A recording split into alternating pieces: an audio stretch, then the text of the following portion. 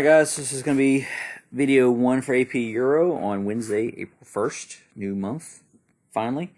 We're going to be covering family life and structures. This is a lot of our Unit 6 stuff with all the lifestyles of Europeans in this time period. Although we tend to assume that some notion of the extended family existed in the past, with several generations living under one roof, the family of the early modern period would not look significantly different from today's nuclear family. Family size was smaller than what one might have imagined from the period, with the average family consisting of no more than 3 or 4 children. The relatively small number of children was partially the result of fewer childbearing years resulting from later marriages, with women on average marrying around age 25 and men 2 years later. Traditionally, marriages were either arranged by the parents or at least formally approved, in part because even in the poorest rural communities, marriage involved some transfer of property. Weddings were important communities events because the married husband and the wife were now considered to be full-fledged members of society, and in general, single adults were looked on as potential thieves or troublemakers if they were male, and as prostitutes if they were female. Role of men in family. In many ways, the family with the father as patriarchal head served as a reflection in miniature of larger hierarchical ordering of early modern society. In wealthier families, the father had to ensure the family's wealth remained intact, which meant the oldest male child inherited most of the estate, primogeniture, with younger sons being guided towards careers in the church, military, or the increased opportunities offered by the burgeoning administration of the early modern state. Role of women. The only claim that daughters would have on parental estate would come from the dowry that they would receive upon marriage. Wives could usually determine who should receive their dowry upon their death, although their own lifestyles, their husbands would, during their lifetimes, their husbands would manage the dowry. Among the poor, arrangements would be different, with boys apprenticed off to a trade or as servants at an age of 7, and domestic service being the only opportunities for girls, who in the poorest of families were left with the difficult task of trying to raise their own dowries. The family as economic unit. Early modern families, whether rich or poor, can be seen as economic units. Before the late Industrial Revolution, child labor was accepted and commonplace. To some extent, jobs were gendered. Men played a larger role in the public sphere, such as plowing, planting, and commerce, while women had responsibility over the home. However, in agricultural communities, everyone was expected to work in the fields, and among merchant classes, the private sphere might include bookkeeping and other administration of the family business, while the men went on purchasing tours. In some cases, the main difference between women's work and men's work was that women's work included all the men's work, plus taking care of the house and cooking. The strongest division between men's and women's roles was in upper classes and nobility. Only those very wealthy people could afford the luxury of an idle woman.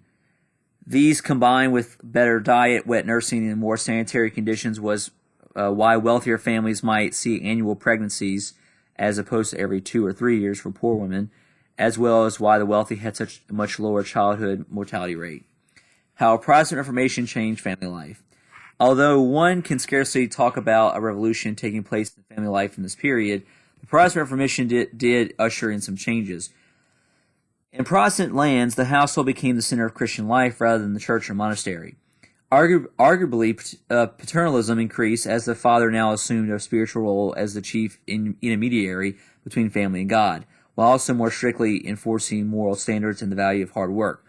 For women who wanted to avoid marriage and constant child rearing, the option of convent life came to an end, and frugal fathers lost the opportunity to save dowry money. In some places, divorce was allowed, something that was anathema to the Catholic Church. Women in Protestant lands were conceivably freer in the sense that they were able, like any man, to directly communicate with God without relying on a male priest as an intermediary. However, those women who wanted to take a more active role by leading congregations and preaching, as seen in some of the more radical Protestant sects, such as Anabaptists, were brutally persecuted. So now we're finally switching to scientific revolution. In 1611, the English poet John Donne wrote an Anatomy of the World, in which he reflected on the multitude of ways the world has changed as a result of new discoveries in science.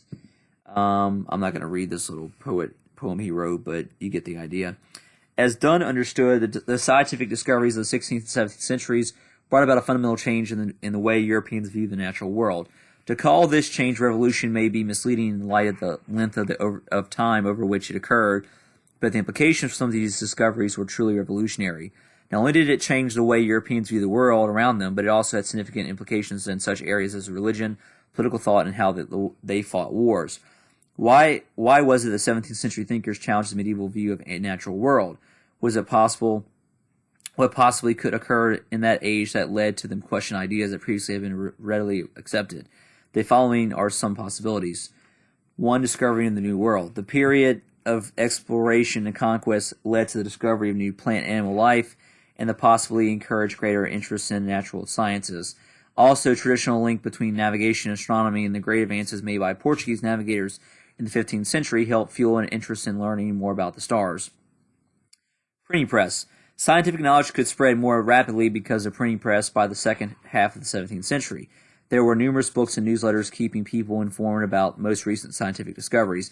It is because of the printing press that Thomas Hobbes, sitting in England, was cognizant of scientific discoveries coming out of Italy. Rivalry among nation-states. The constant warfare between the various nation-states may have pushed scientific development by placing increasingly importance on technology or applied science. Further, Europe was a region with many powerful leaders who could fund scientific development. Columbus, an Italian, could find funding for his voyages from Ferdinand and Isabella after being turned down by John of Portugal. Compare this to the situation in China, with few technological competitors and a single ruler capable of canceling major projects. Chinese technological development slowed relative to that of Europe. Reformation.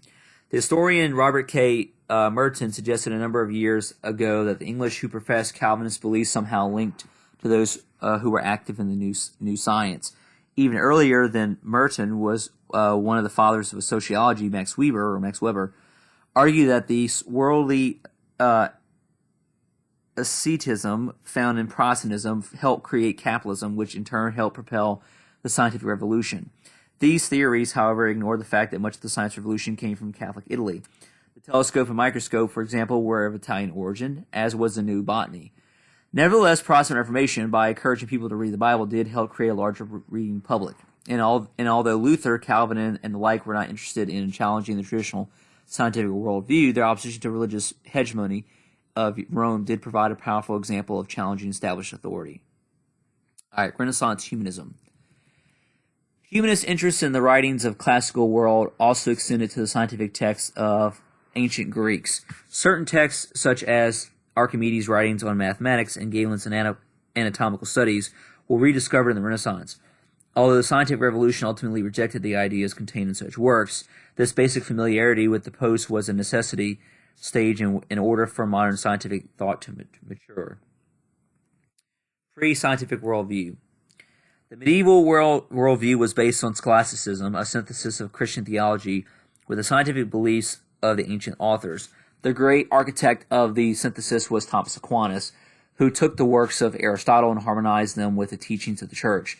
Knowledge of God remained the supreme act of learning and was to be attained through both reason and revelation. The value of science for those living in the Middle Ages was that it offered the possibility of a better understanding of mysterious workings of God. To view science without the religious framework was simply inconceivable in the Middle Ages. Influenced by the work of Aristotle, medieval people thought that the material world was made up of four elements: earth, air, fire, and water. Earth was the heaviest and basest of elements and therefore tended toward the center of the universe. Water was also heavy but lighter than earth, so its natural place was covering earth. Air was above water, and with fire as the lightest element of all. It was this notion of four elements that gave the rise to the idea of alchemy, or the perfect compound of the four elements in their perfect proportions. Less perfect metals, such as lead, might be transformed by changing the proportion of their elements. The four-element approach also dominated the practice of medicine. The four elements combined in the human body to create what were known as the four humors: blood, phlegm, yellow bile, and black bile. An excess of any one of the humors produced one essential personal characteristics. People in the Middle Ages did not have a great interest in astronomy. The popular work of the Greek astronomer Ptolemy was not questioned. The Ptolemaic and geocentric system placed the Earth as a stationary object around which heavenly bodies moved, while the stars were fixed in their orbits. One problem with this system was addressed rather early. How does one explain the unusual motion of the planets in relation to their fixed stars? At times, planets even appear to be moving backward.